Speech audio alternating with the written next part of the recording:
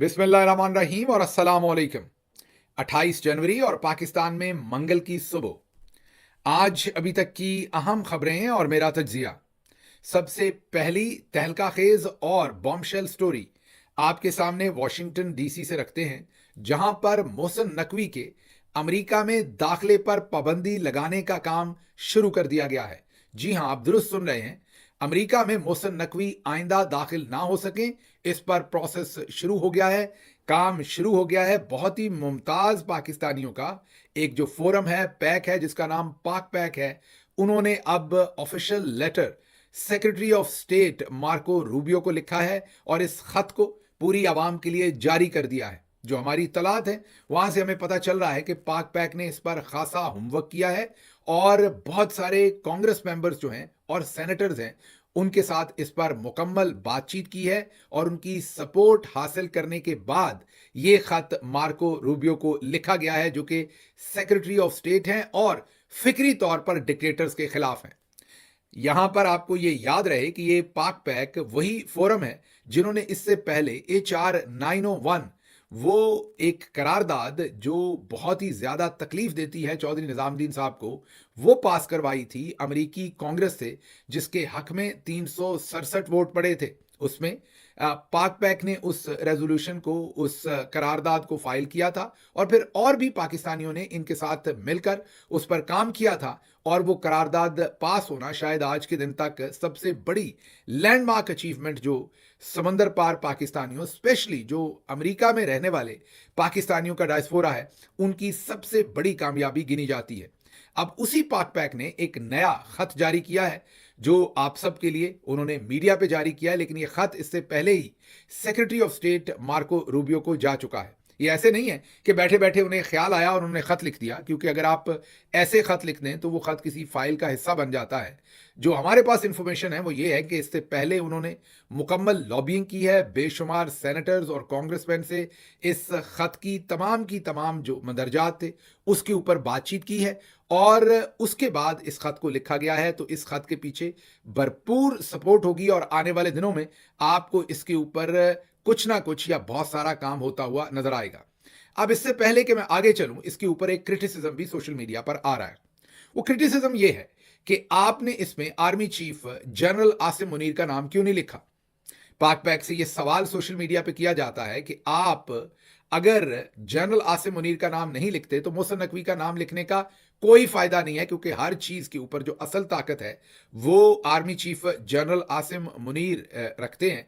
तो फिर मोहसिन नकवी के नाम को सिर्फ पाबंदी लगवाना ये कोई बहुत बड़ा काम नहीं है, या आपने अधूरा काम किया है, आपने आर्मी चीफ का नाम इसमें क्यों शामिल नहीं किया।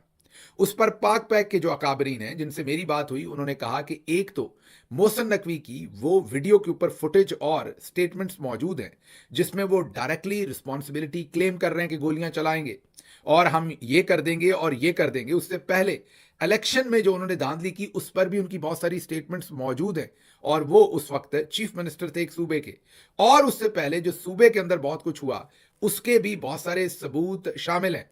उन्होंने कहा कि बहरहाल ये पाक पैक के कुछ जराए ने जिन्होंने जाहिर है ऑफ द रिकॉर्ड हमसे बात की और अपना नाम उन्होंने कहा कि आप ना लीजिए।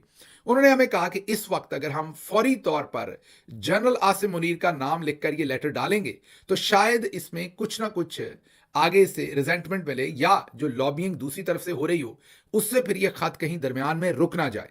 इसलिए एक टेस्टर के तौर पर, पहले मैसेंजर के तौर पर, पहली मूवमेंट के तौर पर ये मोहसिन नकवी साहब का नाम जाएगा। और उन्होंने आगे से मुझसे सवाल किया कि गिल साहब, क्या मोहसिन नकवी कोई छोटी शख्सियत है इस तमाम की तमाम जो सनारियो है, क्या वो उसमें आर्मी चीफ के राइट हैंड नहीं है, क्या वो उनके फैमिली के या उनके अपने करीबी आदमी नहीं है? तो अगर उन पर पाबंदी लगती है तो क्या ये छोटा काम होगा? क्या इससे रास्ते नहीं खुलेंगे? क्या उसके बाद अगला हदफ जो है वो आसान नहीं होगा लेना? तो इन बातों में बहुत वजन है। तो जो लोग उन पर क्रिटिसिज्म कर रहे हैं कि पहले दिन ही उन्होंने army chief general Asim Munir का इसमें नाम लिखना था, तो मैं उनसे इसलिए ये जो तमाम उन्होंने पॉइंट ऑफ व्यू दिया इसके बाद मैं उनसे अग्री नहीं हूं। मेरे ख्याल में, और अगर कोई समझता है कि ये काम बहुत ज़रूरी है, तो बहुत सारे और मुतबर पाकिस्तानी हैं, वो तमाम लोग एक और ख़त लिख सकते हैं, हटके एक मूवमेंट कर सकते हैं, जो specifically army chief general Asim Munir के नाम को टारगेट कर सकता है पाबंदी लगवाने के लिए। लेकिन फिलहाल जो पाक पैक ने किया है, ये पहला पत्थर है जो उन्होंने फेंका है, और मेरे ख्याल में इसके दूररस नताइज होंगे। अगर पाक पैक इस काम को करने में कामयाब हो गया, तो ये एक किस्म की army chief general Asim Munir साहब पर ही पाबंदी होगी, क्योंकि ये उनके दस्ते रास्त हैं, बहुत ही खास आदमी हैं। इसके साथ साथ आप ये भी याद रखिए कि पिछले दिनों कुछ नाकबत अंदेश दोस्तों ने इसी पाक पैक को पाकिस्तानी आईएसआई का असासा और पता नहीं क्या कुछ कह दिया कि ये लोग कंप्रोमाइज हैं, और इनके बारे में इतनी बहुतान तराशी की कि वो समझ आने से बाहर थी। आजकल बहरहाल ये एक रवाज चल रहा है कि जिसको पकड़ो उसको किसी ना किसी का एजेंट बना दो। मैंने हमेशा आपको एक बात कही कि आपको अगर लगता है कि कोई शख्स किसी का एजेंट है, तो आप उसे यह खिताब मत दीजिए, उसे 3 से 6 महीने अंडर ऑब्जर्वेशन रख लीजिए। आपको उसकी की हुई हरकतें वाज़े तौर पर बता देंगी, और फिर आप हतमी तौर पर अपना ओपिनियन कायम कर लीजिए, और यकीन कीजिए 6 महीने के अंदर अंदर वो शख्स अपने आप को वैसे ही एक्सपोज कर देगा।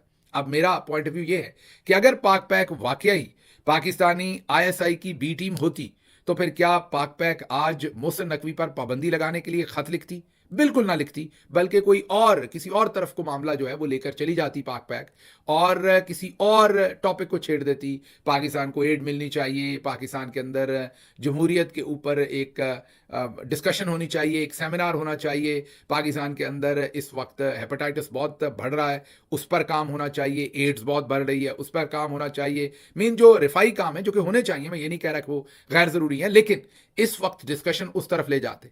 तो इसलिए जो तमाम लोग पाक पैक पर हमला कर रहे थे, उनको भी मैं कहूंगा कि ज़रा अपने घोड़े बांध कर रखें और थाम कर रखें। अगर पाक पैक ऐसा काम कर रहा हुआ तो 6 महीने में आपको पता चल जाएगा, और दूध का दूध पानी का पानी हो जाएगा। ये जो पहला पत्थर पाक पैक ने फेंका है, अब आप कोशिश कीजिए और आप दूसरा फेंकिए, तीसरा फेंकिए, लेकिन जो काम कर रहा है और जितना कर रहा है उसको डिस्क्रेडिट मत कीजिए। आपकी अंदर की इनसिक्योरिटीज तो जरूर हो सकती हैं, या आप किसी के साथ क्रेडिट शेयर नहीं करना चाह रहे हो सकते, लेकिन मेरा मशवरा यह है कि जब बड़ा कॉज होता है, तो अगर छोटी मोटी किसी से कोई कोताही होती भी है, दानिस्ता या गैर दानिस्ता, तो उसको नजरअंदाज करना चाहिए, और झूठे इल्जाम लोगों पर लगाकर उनकी जो नेकनामी है उसको नुकसान नहीं पहुंचाना चाहिए। बहरहाल वापस आते हैं इस खत के ऊपर। खत हमारे सामने है जो आपको दिखा रहे हैं। पाक पैक की जो प्रेसिडेंट है डॉक्टर उज़मा अली, मिशिगन से हैं। मशीन गन ही चलाई है उन्होंने तो एक किस्म की मोहसिन नकवी साहब पर। ये एक हैंड सर्जन है। जी हाँ, मैं थोड़ा सा आपको बता दूं कि अमेरिका में जो बाहर से दुनिया में आकर यहाँ स्पेशलिस्ट बनते हैं या इवन रेजिडेंसी लेते हैं, तो जो आर्थोपीडिक की रेजिडेंसी है वो सबसे मुश्किल मिलती है अमेरिका में। वो सबसे ज़्यादा कंपैरेटिव है, और उसमें जो हम सो कॉल्ड एक टर्म यूज़ करते हैं देसी, मतलब कि पाकिस्तानी, इंडियन या दूसरी नेशनलिटीज़ के जो बाहर के लोग हैं, उनको बहुत कम इसके अंदर दाखला मिलता है। मैं ये नहीं कह रहा कि कोई डिस्क्रिमिनेशन होता है, लेकिन शायद सीटें कम होती हैं, इनका नंबर भी कम होता है, तो नंबर के तनासब से फिर जिनका नंबर ज़्यादा होगा उन्हीं को उसमें पोजीशंस मिलेंगी। तो आर्थोपीडिक में सबसे कम जो रेजिडेंसी में लोग जा पाते हैं, और इसी तरह फेलोशिप में। तो जो डॉक्टर उज़मा है वो बहुत ही काबिल डॉक्टर है। पहले उन्होंने आर्थोपीडिक किया और उसके बाद उन्होंने फर्दर स्पेशलाइजेशन की, और वो हैंड सर्जन है। उन्होंने अपना हाथ दिखाया है अब हैंड सर्जन साहबा ने, और ये खत उन्हीं के जो नेशनल बोर्ड है उसने उन्हीं की सरबराही में लिखा है। उनके साथ डॉक्टर उमर फारूक जो उनके अगले आने वाले प्रेसिडेंट हैं, पेंसिल्वेनिया से हैं ये, और डॉक्टर मोहम्मद तारिक टेक्सास से हैं, सेक्रेटरी हैं ये पाक पैक के, और बहुत ही उम्दा पाकिस्तानी हैं, बहुत ही बेहतरीन काम करते हैं। और मैं इन्हें ज़ाती तौर पर समझता हूँ, जानता हूँ। ये साउथ पंजाब की साइड से हैं, और वहाँ भी बहुत ही ज़्यादा रिफाई काम भी कर रहे हैं, और पाकिस्तान का बहुत दर्द रखने वाले दोस्त हैं। डॉक्टर सबा शबनम टेक्सास से हैं और ट्रेजरर हैं। इनके वालिद मोहतरम कराची से हैं, और बहुत ही आला पाए के उर्दू के शायर थे। एनीवेज, ये वो, इसके अलावा बहुत सारे नाम नीचे हैं जो इनके बोर्ड मेंबर्स हैं, ये इनके मेन ओहदेदार हैं जिन्होंने ये खत लिखा है, और वो तमाम नाम आपको नजर आ रहे होंगे, जिनमें मुसद्दक चुगताई और बहुत सारे नामी नाम हैं जो इस फोरम के ऊपर बैठते हैं। बहुत ही ये वेल अचीव्ड पाकिस्तानी हैं, जिनका जाहिर है पाकिस्तानी इस्टेब्लिशमेंट से भी माजी में बड़ा गहरा रिलेशनशिप रहा, अभी भी होगा, और पाकिस्तानी एम्बेसी के साथ भी। लेकिन इस वक्त ये तारीख की दुरुस्त साइड पर खड़े हैं और बेहतरीन काम कर रहे हैं। जो उन्होंने खत लिखा उसमें उन्होंने पूरी डिटेल के साथ ये वाजे कर दिया है जो secretary of state Marco Rubio हैं उन पर, कि किस तरीके से मोहसिन नकवी के बारे में डॉक्यूमेंट्स भी मौजूद हैं, वीडियो फुटेज भी मौजूद है कि इन्होंने 26 नवंबर की कत्लो गारत भी की। इससे पहले पंजाब में इन्होंने क्या कुछ किया और इलेक्शन कैसे चोरी किया। इन्होंने इस खत के अंदर कोई कसर छोड़ी नहीं है तमाम सबूत सामने रखने की।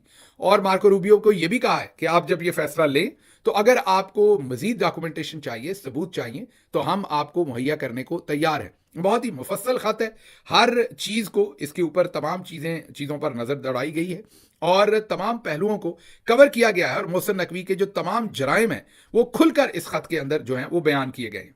अच्छा, मैं ये भी आपको बता दूं कि उन्होंने ये लिखा है कि हाल ही में मोहसिन नकवी जब यहां आए और कांग्रेस बहनों के साथ मिल रहे थे तो पाकिस्तानी डायस्पोरा का बहुत दिल दुखा है कि एक क्रिमिनल जिसने कत्लो गारत करवाई है वो यहां पर आकर अमेरिका में एक झूठा और जाली बयानियां बेचने की कोशिश कर रहा है। उन्होंने कहा कि इससे अमेरिकी जमहूरियत और अमेरिका के इदारों को भी नुकसान पहुंचने का खतरा है। यह बहुत ही सॉलिड मूव है और हमें लग रहा है कि इसके नतीजे आएंगे और ये पहला पत्थर है। आप देखेंगे कि आने वाले दिनों में और बहुत कुछ होता हुआ आपको नजर आएगा और समंदर पार पाकिस्तानी ये बहुत कुछ अचीव करते भी आपको नजर आएंगे। इसके साथ साथ जो अगली चीज मैंने आपके सामने रखनी है वो भी अमेरिका से ही है और आज अमेरिका में एक और बहुत बड़ा जलजला आया, मैं तो यही कहूंगा, और जलजला आया चाइना की वजह से। अमेरिका में एक कंपनी है इन्विडिया जिन्होंने चिप्स बनाई हैं जो एआई से रिलेटेड है और उनकी बड़ी धूम थी। वो शायद 1 ट्रिलियन कंपनी बनी थी रातों रात, मतलब कि चंद सालों में, और उनका शेयर जो है वो ऐसे स्काई रॉकेट हुआ कि किसी की समझ में नहीं आ रहा था और किसी की पकड़ में नहीं आ रहा था। आज एक ही दिन में जो इन्विडिया का स्टॉक था उसने ऐसी शिकस्त देखी, ऐसी उसने पामाली देखी कि अमेरिकी हिस्ट्री में, अमेरिकी पूरी तारीख में एक तारीख बन गई। एक ही दिन में किसी कंपनी ने स्टॉक कैप जो है वो 600 अरब का लूज किया। जी हां, एक दिन में 600 अरब डॉलर का स्टॉक कैप जो है वो लूज किया गया है। ये अमेरिका की पूरी तारीख में किसी भी कंपनी का सबसे बड़ा खसारा है और इसकी वजह डीप सीक, जी हां, डीप सीक नामी एक ऐप जो एआई, आर्टिफिशियल इंटेलिजेंस, जिसे हम एक नई टेक्नोलॉजी तमाम लोग समझते हैं, जानते हैं, उस पर किसी दिन दोबारा बात करेंगे कि इस टेक्नोलॉजी का यूजेज क्या है। लेकिन ये जो मसनूई जहानत जिसे उर्दू में कहते हैं, ये डीप सीक ने अब एक नई ऐप और नई अपनी सर्विसेज मुतारफ करवाई 20 तारीख को गालिबन। और ये जो इन्होंने मुतारफ करवाई इसमें खास बात यह है कि इस टेक्नोलॉजी को डेवलप करने में इनको सिर्फ $6 मिलियन का खर्च आया। दूसरी तरफ जो अमेरिका में कंपनीज हैं उनका खर्च 4-5 कंपनीज का मिला के $1 ट्रिलियन के करीब पहुंच चुका है। इसलिए इस कंपनी ने क्योंकि इतने कम पैसों में वही सोल्यूशन, वही चिप्स, वही टेक्नोलॉजी तकरीबन मुतारफ करवा दी है जिससे पूरी मार्केट हिल गई। जो स्टॉक जो है वो $150 के करीब या 140 और 50 के दरमियान कहीं फिर रहा था इन्विडिया का, वो आके $117 पर गिरा। एक ही दिन में मैंने आपको बताया कि 600 अरब डॉलर का कैप जो है वो मार्केट ने लूज किया। इसने पूरी जो टेक मार्केट है उसको हिला के रख दिया। यहां पर आपको याद रहे कि हाल ही में सदर ट्रंप ने चैट जीपीटी और दूसरे एआई के फोरम्स के साथ मिलके और सॉफ्ट बैंक के साथ मिलके 500 अरब का एक कंसोर्शियम जो है वो अनाउंस किया था एआई की तमाम प्रोग्रेस करने के लिए। और उन्होंने ये भी कहा था कि आने वाले वक्त में हम ये टेक्नोलॉजी चाइना को नहीं लेने देंगे और उस पर चाइना के लिए पाबंदियां भी लगाएंगे और इन चिप्स को चाइना एक्सपोर्ट करने पर हम पाबंदी रखेंगे। उस टाइम सब ने सदर ट्रंप की इस बात को क्रिटिसाइज किया था टेक्नोलॉजी की वर्ड में, लेकिन शायद सदर ट्रंप को इस बात का इल्म था या उन्हें इंटेलिजेंस एजेंसीज ने यह ब्रीफिंग दे रखी थी। क्योंकि आज जब चाइना ने अपनी इस डीप सीक नामी कंपनी को मुतारफ करवाया, मुतारफ 2 दिन पहले करवाया, उसने हिट आज मार्केट को किया, तो पूरी मार्केट कोलैप्स कर गई। जो टॉप टेक्नोलॉजी से रिलेटेड, एआई से रिलेटेड जितनी भी कंपनीज थी उनको शदीद नुकसान पहुंचा और स्पेशली इन्विडिया, क्योंकि उनकी चिप्स है और उन्हीं की इस टेक्नोलॉजी को सभी इस्तेमाल कर रहे हैं। बहरहाल ये एक मेजर ब्रेक थ्रू मैं यही कह सकता हूं हुआ है टेक्नोलॉजी में, और उसके साथ साथ अमेरिका के लिए बड़ा झटका चाइना ने दिया है। अब इस टाइमिंग के बारे में हमें नहीं पता कि ये टाइमिंग उन्होंने खुद चूज की है या वैसे ही ये सब कुछ हो गया है। अच्छा जी, अगली खबर आपके सामने रखेंगे और वो ये है कि रेंजर्स ने ऑपरेशनल मकासद के नाम पर निजी हाउसिंग सोसाइटी की 5 एकड़ जमीन पर कब्जा किया। जो मुतासरीन थे निजी हाउसिंग सोसाइटी के, वो सिंध हाई कोर्ट में गए। सिंध हाई कोर्ट ने ऑपरेशनल मकासद और सिक्योरिटी के नाम पर शहरियों की जमीन पर कब्जे को गैर कानूनी करार दे दिया और उन्होंने वफाकी और सूबाई हकाम को हाउसिंग सोसाइटी को मुतबादल ज़मीन देने की हदायत कर दी। ये डॉन न्यूज़पेपर की खबर है। मतलब कि जो रेंजर्स है उन्होंने कोई भी ज़मीन जाके कब्जा की और कहा कि हमें अपनी ऑपरेशनल एक्टिविटीज़ सिक्योरिटी के नाम पर हमें ज़रूरी है। अदालत ने कहा कि नहीं, आप सिक्योरिटी के नाम पर लोगों की प्राइवेट ज़मीन पर ऐसे कब्जा नहीं कर सकते, उनको मुतबादल ज़मीन जो है वो दी जाए। अब इसमें रेंजर्स के लिए खैर विन विन है, उन्होंने कब्जा भी कर लिया है और अब वफाकी या सूबाई हुकूमत वो ज़मीन उन शहरियों को देगी, तो जो ज़मीन रेंजर के पास है वो रेंजर के पास रह जाएगी। तो इसका घाटा भी जो है वो या वफाकी हुकूमत को होगा या सूबाई हुकूमत को होगा, जो अपनी ज़मीन उसके खाते में किसी और जगह से या ख़रीद के देंगे या वो ज़मीन अपनी तरफ से देंगे। अच्छा जी, अगली खबर शरीफ ख़ानदान के बारे में है। लंदन पुलिस ने उन्हें ये इन्फॉर्म किया है, जो मेट पुलिस है लंदन में, कि आपके ऊपर हमला हो सकता है। शरीफ ख़ानदान के जो अहले खाना है और जो भी उनके मेंबरान फैमिली के लंदन में रहते हैं, उन पर कोई हमला कर सकता है और इसलिए वो अपनी जो नकलो हमल है उसको उस पर गौर करें और उसको महदूद करें ताकि उन पर कोई हमला ना कर दे। अब हमें नहीं पता कि हमला कोई दहशतगर्द तंजीम करना चाहती है, क्योंकि ये पुलिस ने इन्फॉर्म नहीं किया, लेकिन जो लग रहा है इस खबर से वो यही है कि आम लोगों के हमले का खतरा है। मेरा ख्याल है पुलिस ने जब इतने सारे पाकिस्तानियों से बात की होगी और जितना ज़्यादा पाकिस्तानी आजकल इनकी सियासत से डिस्गस्ट फील करते हैं, उससे उन्हें लगा होगा कि जितने ये गैर मकबूल हैं कहीं इन पर हमला ना हो जाए। ये मेरा तज्जिया है, I can be wrong, some other reasons could be there.